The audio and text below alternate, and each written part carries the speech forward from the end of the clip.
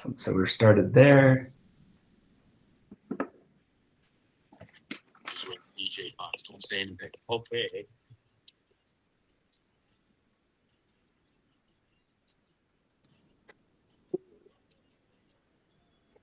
Beauty. Okay. Good day and welcome to our single. I'm Bob McKenzie, and this is my brother Doug. How's it going, Dave? Beauty. Yeah, I like that. Okay, everyone. This record was my idea. Get out. It was. You're lying. You're supposed to here just sort of grin on my coattails. Why are you doing this? It was our idea together, right? Okay. We agreed to say that, but take.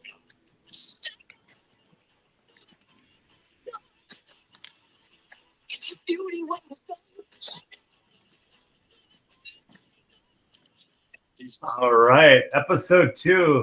Good morning, everybody. My name is Paul Tyson. This is episode 2, How to Live in the Midwest with a Growth Mindset. And I am Brett Garshinsky, How to Live in the Midwest with a Growth Mindset. I am excited for today, Paul. This is going to be fun. It's going to be really fun. It's good seeing you too. Yeah, good to see you, man. I love the tassel cap. That's definitely a sign of the Midwest, right? It's a little chilly this morning. Yeah, welcome, man. This is awesome. I'm excited to do this again with you. And just a little bit of logistics. I think what we've decided, some of the feedback that we got from people and relatives and friends and family was that just some consistency with the opportunity to drop this. I think that one way or another, between Brett and I's busy schedules, we're going to try to give this to you and try to have it dropped at least by 6 a.m. Saturday each week. So this will be a weekly podcast, of course, but then that will try to, one way or another, with traveling and all the different things that require us to be busy during the week, we will drop this first thing Saturday morning. So you have a little something to sip your coffee to and perhaps listen or delete, one way or another. It'll be available. Sounds like a plan. We've got a plan, Paul. I love it. Yeah. So, all right. So, Brett, so tell me, when we came up with this topic, we talked about this a little bit last week, but how do you live in the Midwest with a growth mindset? So, first of all, what do you consider a growth mindset? Well, I'm going to try and simplify this, because I think when we started this, we're like, all right, how do we simplify what a growth mindset is? And I think about it, I don't know where I heard it. I wish I could give credit to somebody on this thing, but it's having the ability to figure things out. You look at it, a complex problem or just something going on, and having that confidence and that ability to just figure it out. And really, I think when you can get to that point where you're not afraid to try something new, or to really look at the feedback that you're getting, or really having that deep awareness as to who you are and what your strengths are, where your areas of opportunity are, and really being able to look at it and go, I can figure this out. I know I can. I've got the growth mindset. I have the mindset to figure this thing out. And there's going to be things that are really hard. And there's going to be things that are easier that you're going to be able to figure out. That's kind of where my mind goes, in the simplest way I can put it, is having the ability to figure it out. So hopefully that's not too simple, but no, I like that, and believe me, that's kind of my mantra. Is the more that we can simplify, I think the easier it is to retain or just pick up little pieces of this. And when you say simplify, but also solution based, what I think of when I think about a growth mindset, I think about somebody looking at a certain obstacle. How do you look at it? Is the easy cliche is the glass half empty or half full, right? Sure. And how you show up. But I even take it further, and I really kind of lean on the Carol Dweck version. If for those of you listening, if you haven't seen, she has a book on mindset, and specifically she's a Stanford professor, talks specifically about the benefits of a growth mindset in numerous different cases. like really evidence-based medicine, like in kids with school, project management, all these different opportunities when somebody's thinking of themselves in a growth mindset versus a fixed mindset. And so a fixed mindset is closed off, not solution-based, not looking for the opportunities. When I think of a fixed mindset, I think of somebody kind of in a victim mentality, like, oh, I can't do that. I'm not strong enough to lift this, this rock and put it over there, that type of thing. So when I think of a growth mindset, I think of like what you were saying, problem solving.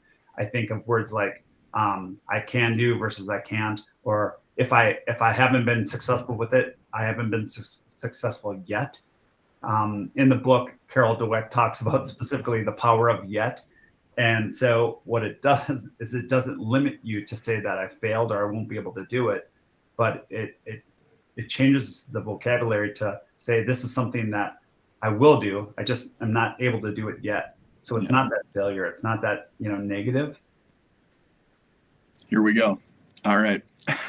I love that, Paul. I absolutely love it. Carol Dweck's book changed my life when I read it. It was one of those books, one of those top 5 that I'm like, oh my gosh, wow, where did this come from?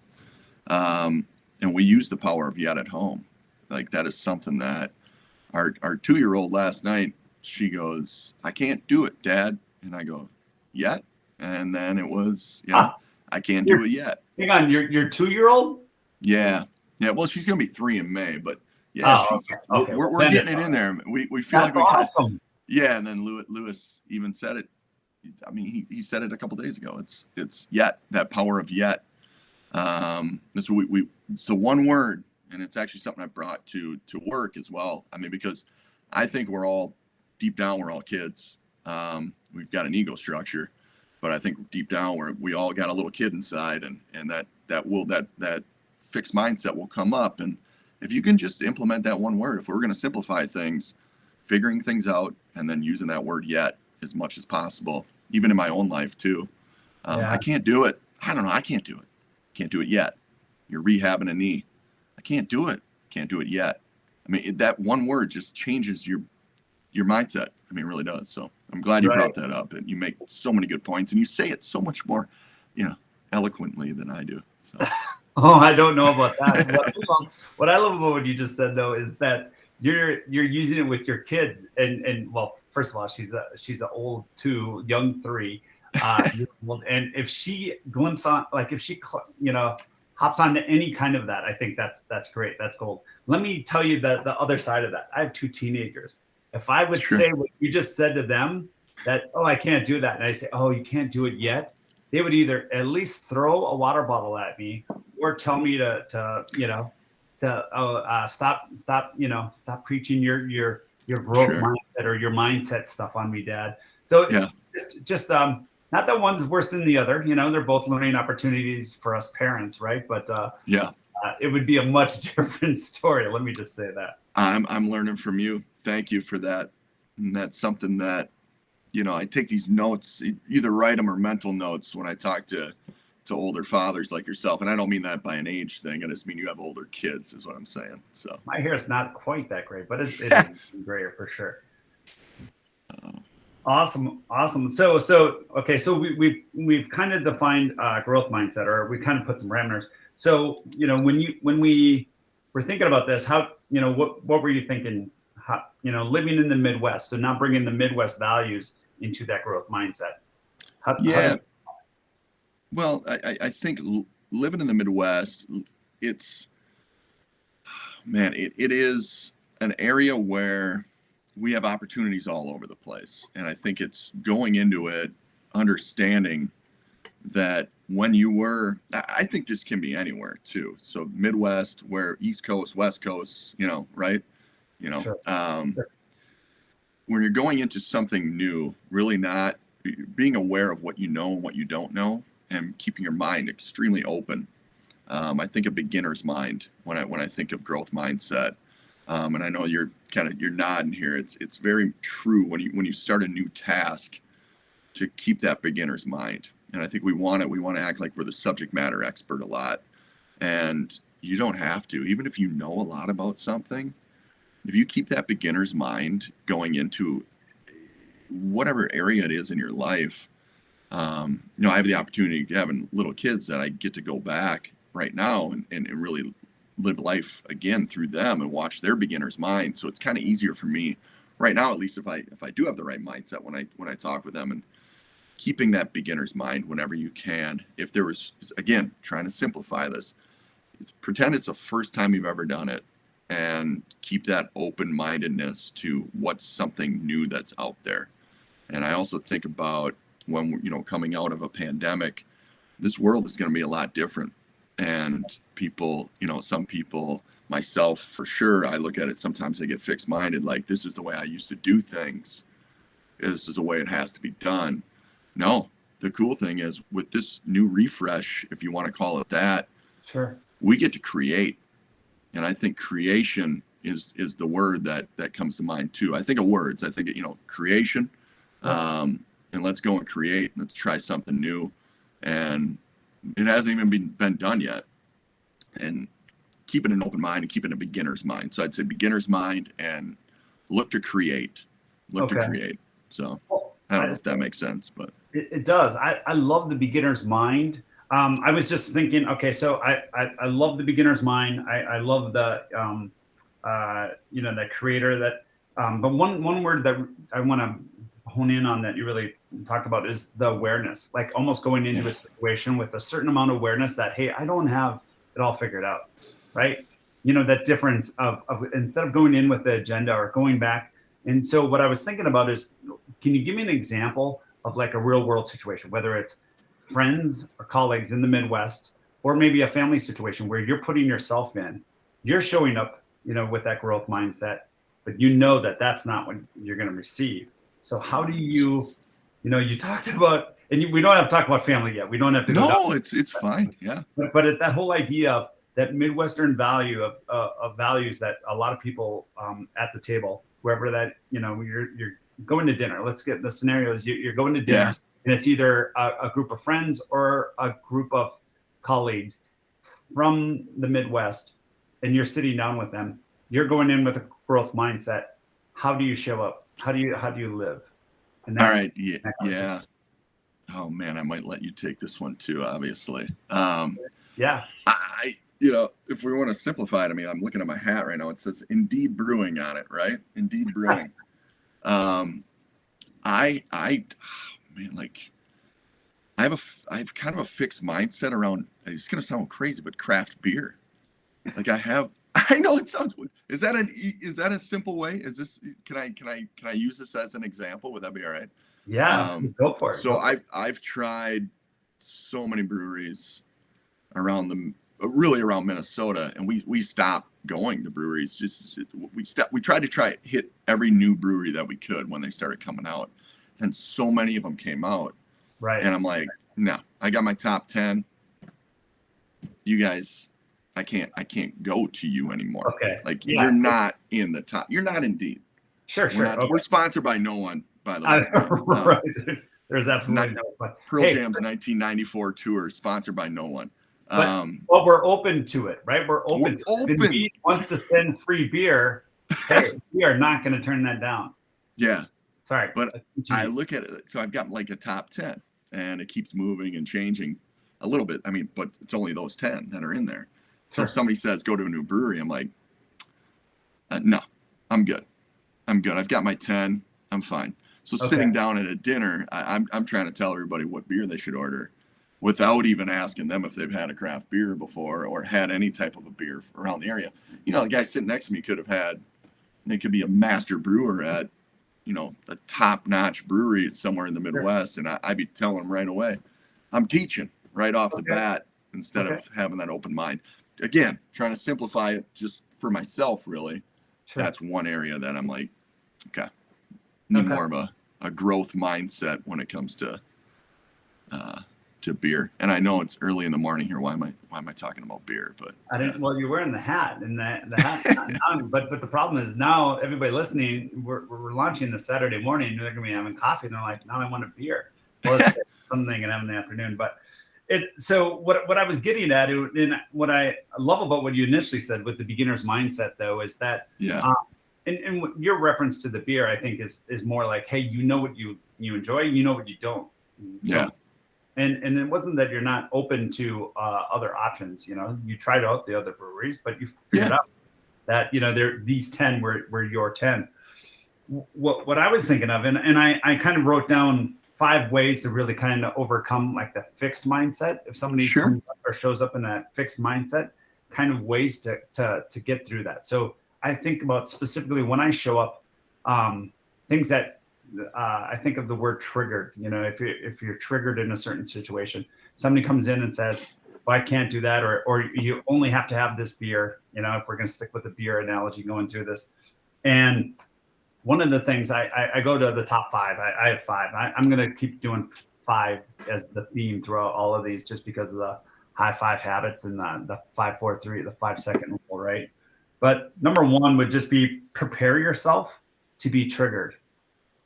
If I'm showing up in a growth mindset, if I'm living in the Midwest, I know that I'm going to get some Midwest skeptics, sitting at that table, when we're having beer. Maybe it's you saying that we're not going to try this, the rosé beer, right? You're probably not trying any rosé or. Who, me?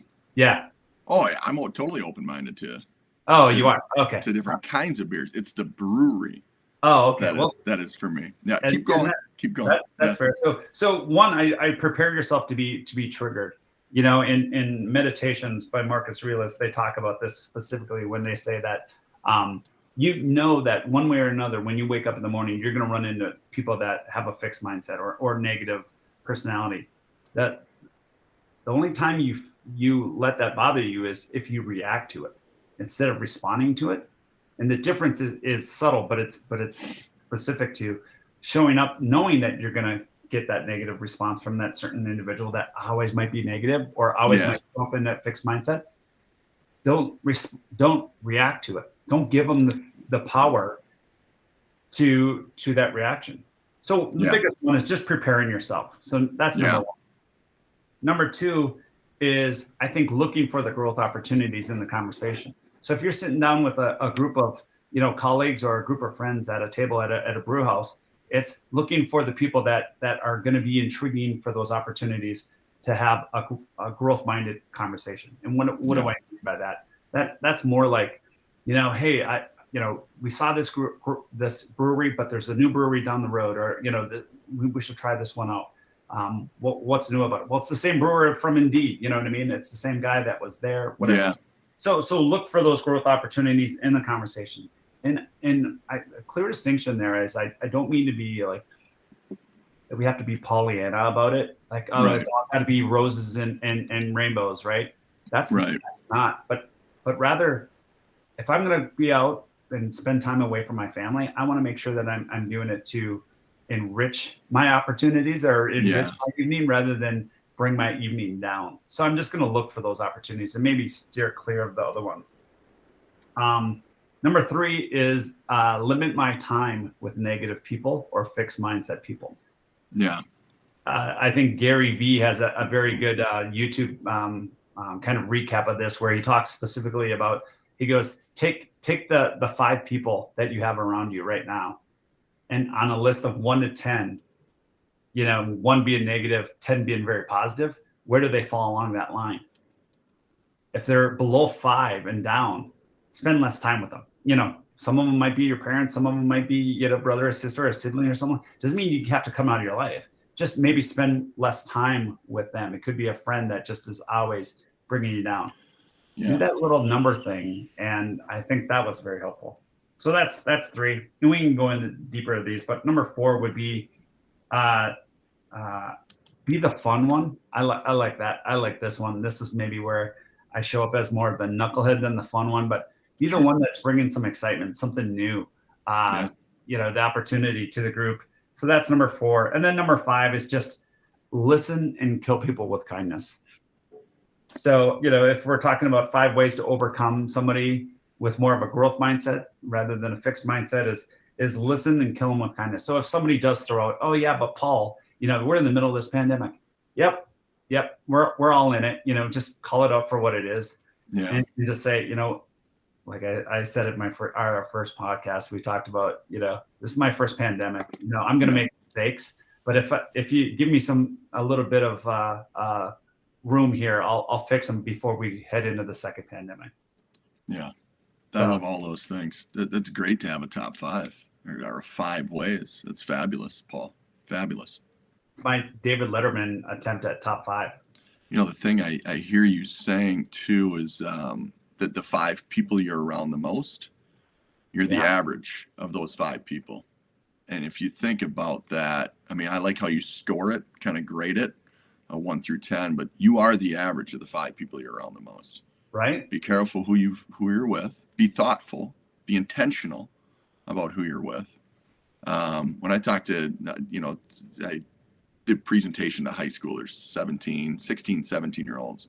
That's the one thing I really want to make sure that before I get done, speaking, and it was all virtual this year, make sure you know who your friends are, who you're around, because you're going to be the average of those 5.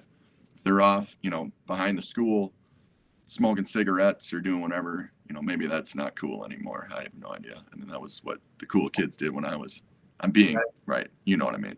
Yeah, I do. You're the average of the 5 people you're around the most. And I think that's a simple way to look at it too. It's know who that circle is, that circle of trust, right?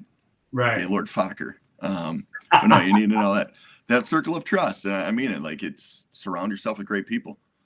And I love that, Paul. I'm really glad you brought that up. It's one of those things that we talk about. Like, I love spending time with some people that can tease and make fun and have a little fun with it. But making sure that there's that line of not going too far. I have a number of uncles that I'm going to probably be referencing too, but I have one uncle that does a really good job. As soon as you make a crack at somebody or have a little fun at somebody else's expense, he says, "All right, now you have to say 2 nice things about this individual." Hey, I like this uncle. so all of a sudden you're like, be careful. Don't call that person's baby ugly, because you're going to have to come back with 2 positive things about that person. I love it. That's good stuff, man. That's really good stuff. Yeah, for sure. For sure. Yeah. I think looking at a growth mindset anywhere, again, Midwest, yes, but our ego gets in the way so much. I think of the word ego that comes to mind. And when someone talks about your belief, right, or talks about something you've done that's part of your identity, if you will, trying to check your ego and just being like, okay, I don't have everything figured out. I mean, you don't. I don't care what the example is, and I don't. None of us do, really. Don't take it personally when someone disagrees with you. And there's a book called The 4 Agreements that things always go, is this the way it is with you, Paul, where things just go back to a book a lot of times, or something that a leader taught you or a coach taught you. Well, that's the comment that Ryan Holiday always talks about. He said, all leaders are readers, but not all readers are leaders. Yeah. Right. Yeah. So if we are hoping to lead or show a positive example with this podcast, I love that we are going back to books, right? Here's the window of where we got this. It's not Brett and Paul like philosophizing about life. We've gotten this because we've really dove into books, right? And through this pandemic, it's allowed me to use Amazon for the value of getting that book that next day, because if you have an interesting book that's something interests me. Your 4 Agreements, I have it on my Audible, and I have still not listened to it yet. But now it reminded me, like, I have to go back and so tell me more about that. What in that book struck you? Well, I that's the number one thing that the one agreement that I really stick to. And I think when I'm reading books, like, you don't have to, not everything needs to be, this is what you need to go by. You got to be yourself. But if there's something you got to work on and you get it and it makes your heart rate go up a little bit when you read it, or you get a little anxiety, like that could be me, that's a good thing. Like, look at it and go, don't take things too personally. And I've heard once you hit 40, you're good. You won't take things personally anymore, but I don't know if that's the case. So, but no, I think it's don't take things too personally, and ego gets in the way a lot of times for some folks. So yeah, that was one of them. I'm blanking on the other three right now, but I'll get them to you by the end of the podcast here. So yeah. No worries. When you said that though, it was interesting. I took a deep breath, and you probably could hear it, but it's so true, but it's so hard. Right? It's so hard to not let our egos immediately like, oh, I have the answer, or I can fix this, rather than saying the power of saying, I don't know, or tell me more. The power of that, and being a student. I mean, going back to what you said earlier about being the beginner, being the young kid, being the 2 and 3/4 daughter of yours, or almost 3 daughter of yours, just being showing up with that curious mindset, I think is it's much harder to do than we think. Paul, I'm just trying to brainwash her. That's all it is. I'm kidding, right? Everybody, kidding. Yeah. I told my kids this when they were younger. They'll be perfectly okay as long as they do exactly what I say, and we won't have any issues, right? Yep. Exactly. I love it.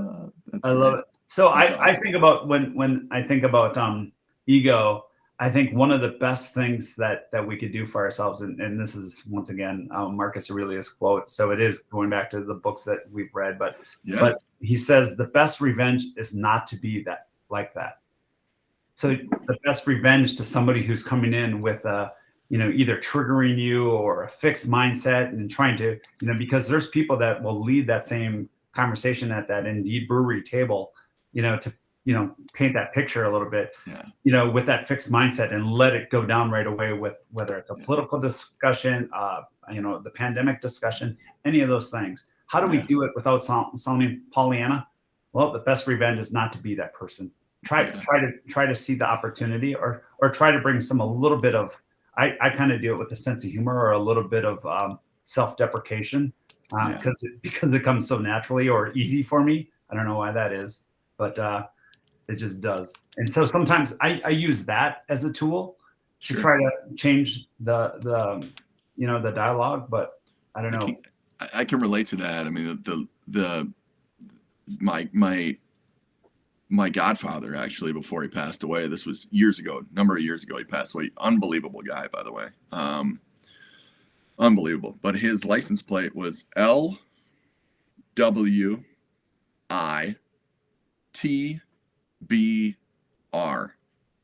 Living well is the best revenge. And it was just great. Way. Yeah. And I have I can't remember who's got his license plate now. I had his license plate in the basement behind our bar. It's not like it's not a fancy bar, by the way. It's I built it. So my father-in-law built the bar, but just the room. I love it. Living well is so LWIT as in Tom, BR. Living well is the best revenge. So wow. So tell me more about this guy. What was that? That was just his mantra, or what? Yeah, I think he I didn't get the full story as to why he had that. But he was a great guy. I mean, unbelievable guy. He's in the Stock Car Hall of Fame, actually. He was the first one to publish the meaning for all of the flags during during the races. And nobody knew what was going on. It was when racing was starting to grow and get bigger, and people sit up in the stands, and you guys waving the white flag, or the green flag.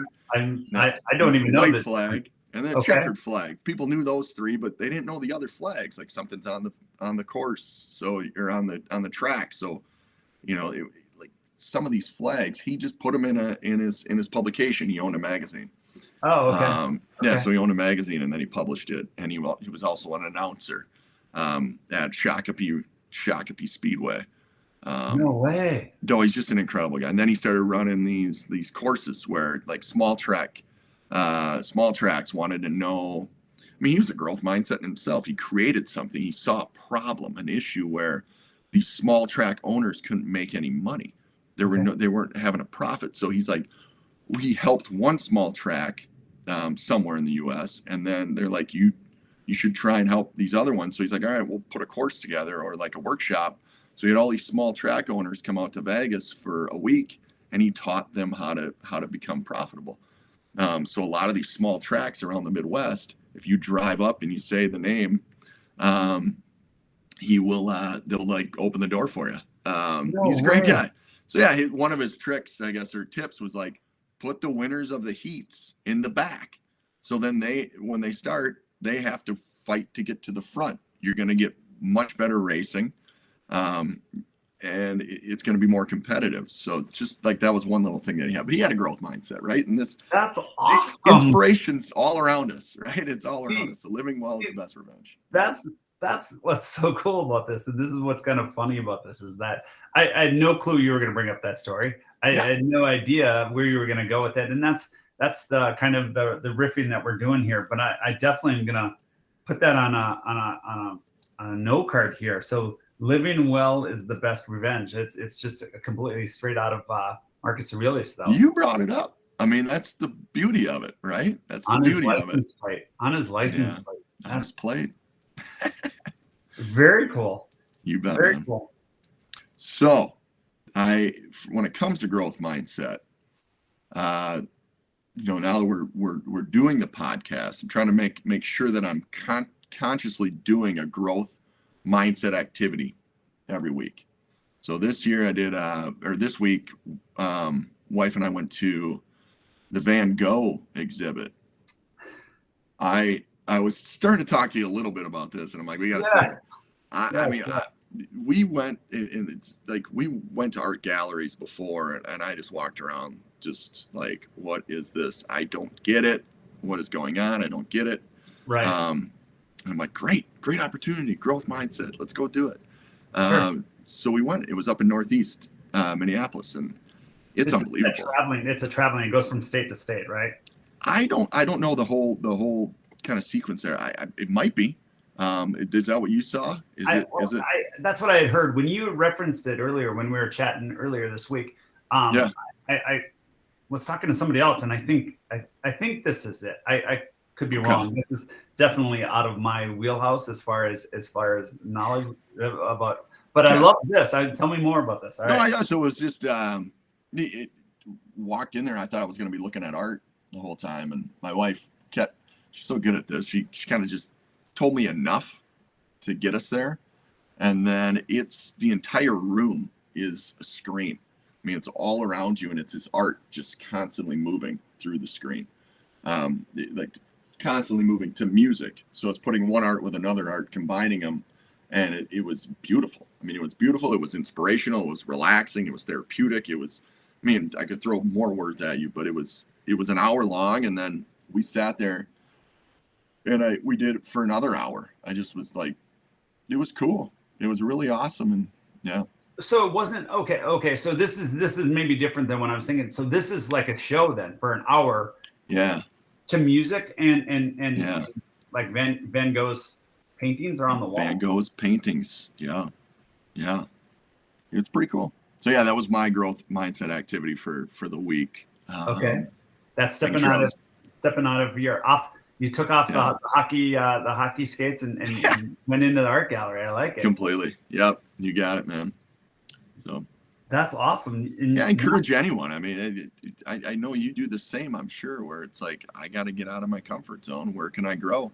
Where can I do something I've never done? Or, what Carol Dweck says, I know I heard it in a podcast, and Carol Dweck's the one that wrote Mindset, like you said earlier, back in 2008.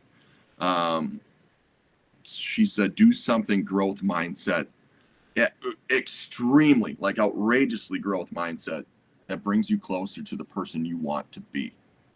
And that's being intentional, being aware of who you are, and then also getting outside of your comfort zone and going, listen, buddy, try something new. Your wife loves it. You can love it too, or you can at least enjoy it and understand where she's coming from. And I'll tell you, I can't wait for the next one. So that's so interesting. I love that. I actually want to go and see this show. That's for sure. I'll check it out. Yeah, it was the second time I was here. Go ahead. Oh no. Oh, it's the second time it's come through. Yeah. I guess there was a pretty good demand for it. Yeah, for sure. Well, Yeah. so along those lines of coming up with something that takes you out of your comfort zone within that growth mindset, I think that's how we like having that curious mindset going into something. That was me about 7 years ago. I'm about to go on a trip for work to Colorado, and it was. I mean, I grew up in Minnesota here. It's not like we have a ton of ski hills or anything like that. I grew up in the Midwest, so I also didn't have.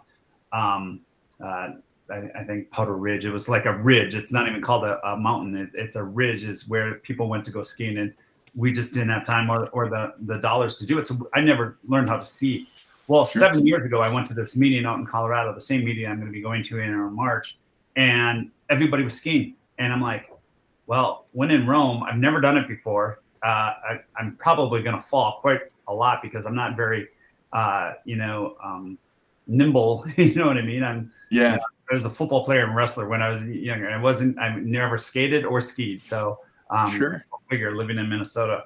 But one of the things I did is I just said, when in Rome, I should take a lesson. So I took a full day of lessons, and I absolutely loved it. Now it's a great opportunity because I'm also in Colorado to find an opportunity to ski. I mean, it was some of the, hills and mountains to go skiing on, but it was one of those things that took me out of my comfort zone, and I challenged myself. Now I love it, and I can't wait to go back. And maybe that's you in 7 years. You're gonna be following Van Gogh and going to all these art museums, right? Who knows? Who knows? Who knows? Yeah. Crazier things have happened. Yeah, that's very cool.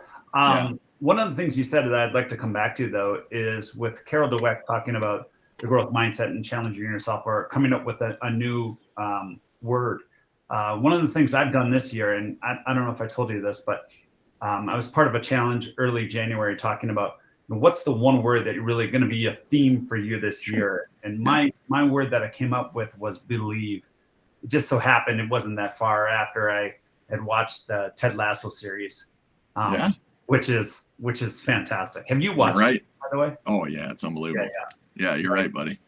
But it's right along with what we're talking about, and there's many quotes that you could bring in. But he's the Midwest guy. The whole idea is he's from Wichita, Midwest guy, and bringing that growth mindset into a very crazy situation with football in England. But is England, or where was it? Yeah, it was England, right? Yeah. So that whole idea, though, is so believe is my one word. And so I have my wife for my birthday got me the sign, and I keep it above my door. So every morning when I walk into my office, I see that word, and that idea of just believing in what I'm doing, believing in showing up differently, choosing to set that ego aside, and try to just be the better person that I want to be. Show up the way I want people to see me, rather than what's easy or what's comfortable or what's I'm complacent a little bit. I don't know. I love that. If I'm hearing you there, I mean, you've got it right in your face. So it doesn't matter how you're starting your day, you see it, and it's like, I gotta believe.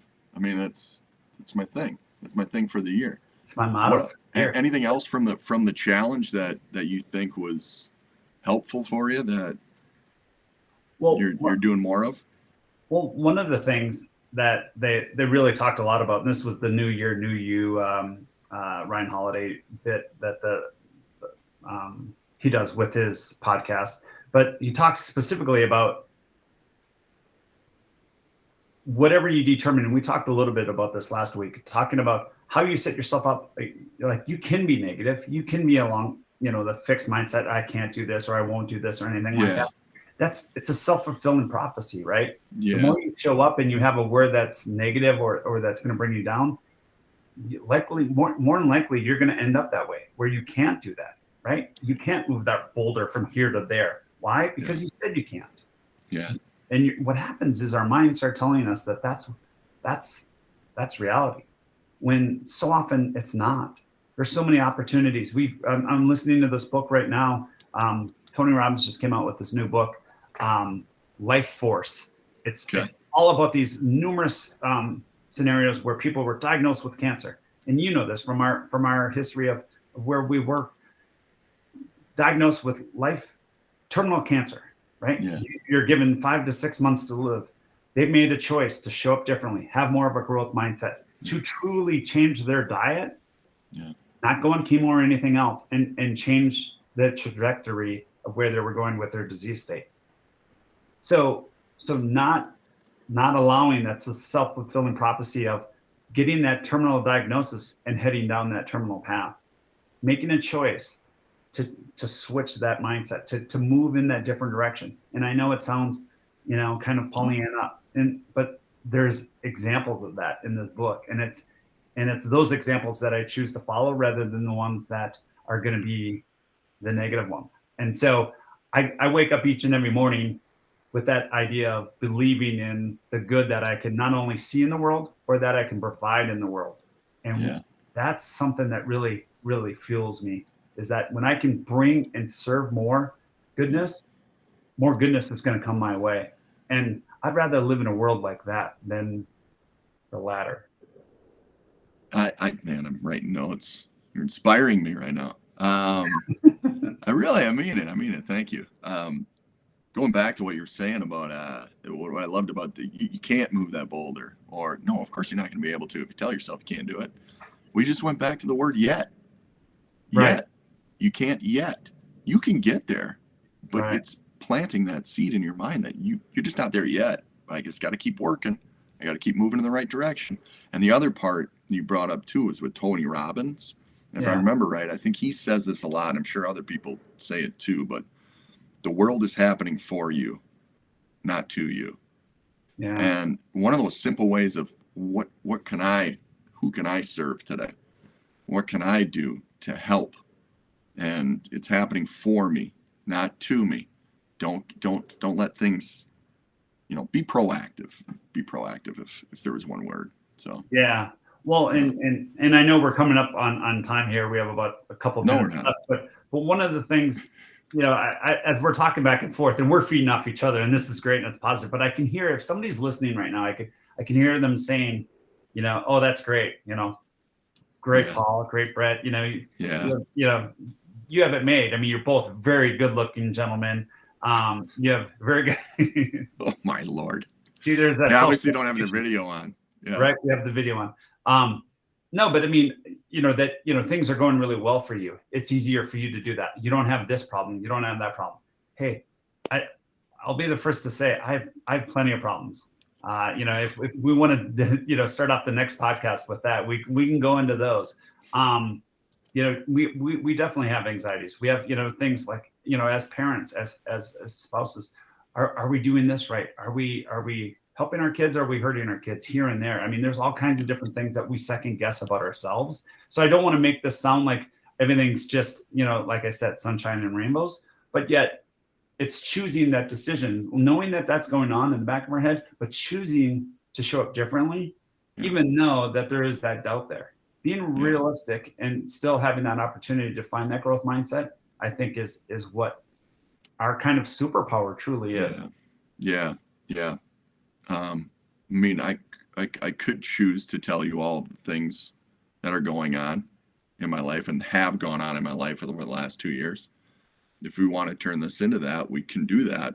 But I don't think people want to listen to that, do they? Well, it's not saying that we can't dive into it at a different time. No, but I mean, I think what I'm getting at is that I'm just kidding around. Yeah, no, I know exactly what you're saying. I hear you. I totally hear you. Let's separate ourselves from this and talk about Michaela Schifrin. Am I saying her name right? The skier. Oh, go ahead. From the Olympics. Have you watched any of the Olympics at all? I have not caught any of this. Okay. I saw a little bit of the curling because I absolutely love nothing better than a true gold winning athlete with a huge beer belly. I think that's the funniest thing in the world. I didn't see it. No, but go ahead. So Michaela Schifrin, she's been a gold medalist in the past. She's amazing. She's an amazing skier. Her dad passed away. I don't know the exact time. I think it was like a year ago. An accident at home. He had a major head injury, and she was able to get there right before he died. She was able to hold his hand. Okay. And I wrote this down to bring up today because this is a growth mindset story. She gets on the hill. She's, you know, could you imagine what's going on? Oh, first, okay, her dad was her number one photographer. He was with the media. They gave him a media pass. He'd be there. Everybody else would be clicking photos. And then they would stop, and then he would wait for her to do the thing that she would do because it's his daughter. Yeah. He would capture the moment where she does something like, you know, she looks up at the sky, or she hugs someone that she, you know, he was right in tune. He was her coach in a way, you know, or her biggest person. Well, he dies. And now she's got to go to the Olympics. Well, she does her first run. She lasts 6 seconds. She's supposed to win it. I mean, she's the best in this event in the world. She's supposed to blow everybody out of the water. She falls. She hasn't fallen on skis in years. I mean, she loses it, right? Right. They interview her, and this is going to take a long, I'm sorry, but they interview her, and she says, she goes, what could she say? And they're all saying this is fake snow in China right now. It's fake snow. It's hard to get used to it. She goes, she says, right? What does she say in the interview? And I'm listening, you know, every single word. What is she going to say? Right. I think we got to listen to these athletes because they know they do the mental conditioning. Yeah. She says, it's magnificent up on that mountain. The sun is out. I was the one that should have stayed on my skis. I pushed it because I wanted to come out hard. And it's like, but it's magnificent up there. They're waiting for her to take the bait. She didn't take the bait. She kept herself. She knows how many more runs she has coming up. Right. She gets on her second run. About 10 seconds, we'll say. She's down. And this is the next. So she doesn't medal. Now she goes again. She falls. So total, she's been on her skis 16 seconds in the first two events. So growth mindset. Her third event was last night, and she finishes 9th. This is a win for her. She's grinning from ear to ear. I think she's got two or three more events. She finished the course. This is the greatest skier, we'll say, you know, female skier probably in the world. Yeah. And she's just happy she finished the course. So that's where a growth mindset. That's what I think is inspirational. And she could have gotten on the microphone and been like, my dad died. I don't even want to be, you know, like I've got so much stuff going on in my mind. I can't even do it. It's magnificent up there. I'm just going out hard. And now I am so excited to watch her for the next 2 or 3. She actually added another event because she wants to ski again. She's never actually skied this one event. And they're like, did she just say she's going to ski this other event? So she's going to do the team event, which is going to be great for her mentally. Yeah. So I think that's where a growth mindset comes in when I look at it. Wow. You go from hero to zero, if you will. And now you're just mid-Olympics. You're trying to get yourself back up to on top. I can't wait. She's going to get on top of that podium. She is. Man, so, Brett, I love that story. And I think it, once again, is a natural place for us to kind of, you know, cap this off. But now, but that just adds another thing I have to do. I have to go to the Van Gogh Museum, and now I start watching Winter Olympics, or at least her, because she does sound inspiring, and I love inspiring people. So, yeah, man, hey, thank you so much for this episode 2. Yeah, in the books. We all good. You got anything you gotta add at the end here? I don't. Final thoughts. I thought that was great. I think that once again, I want to make sure that we're being real with these, but I think we did a nice job, and your story really brought it home, right? Not making excuses for the things that do go wrong, because that is going to happen, right? That is going to happen in our lives, whether it be small things or big things. And sometimes small things become big things because we make them bigger things than they might be.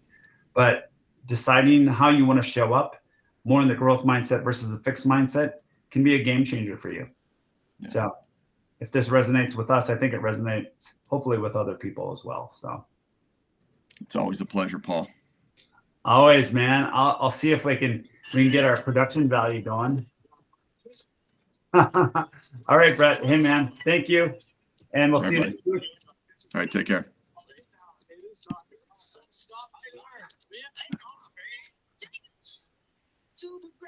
Stop recording.